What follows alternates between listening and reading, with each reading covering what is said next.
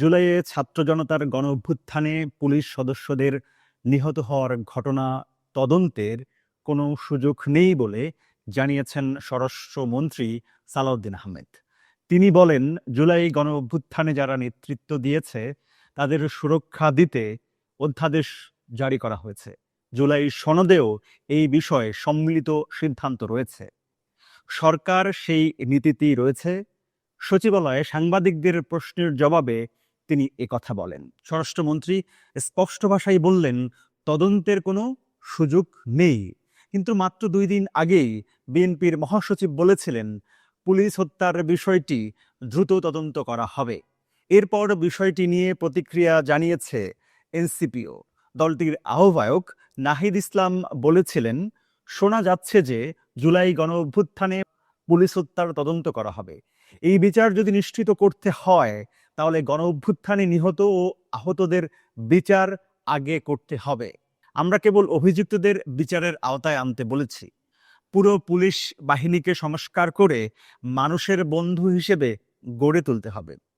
আবার জামায়াতের secretary general মিয়া গোলাম পরোয়ার শুক্রবার বিবৃতিতে বলেছেন, সুরক্ষা অধ্যাদেশ উপেক্ষা করে পুলিশ হত্যা তদন্তের নামে জুলাইয়ের ঘটনা প্রবাহ ভিন্ন খাত প্রবাহের অপচেষ্টা চলছে। যারা ফ্যাসিবাদী শক্তিকে পুনর্বাসনের চেষ্টা করছেন তারা মনে রাখবেন, এ ধরনের আত্মঘাতী পদক্ষেপের পরিণতি থেকে কেউ রেহাই পাবে না।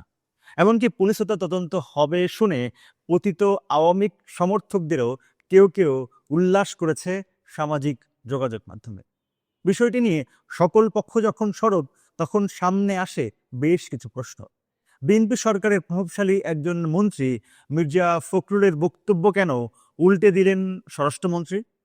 বিষয়টি কি সবার মনোভাব বুঝতেই ফখরুল ইসলাম আলমগীর পূর্ব পরিকল্পিতভাবেই কথাটি বলেছিলেন? এখন সবার প্রতিরোধের মুখে বিষয়টি এড়িয়ে যাওয়ার চেষ্টা করছেন স্বরাষ্ট্রমন্ত্রী?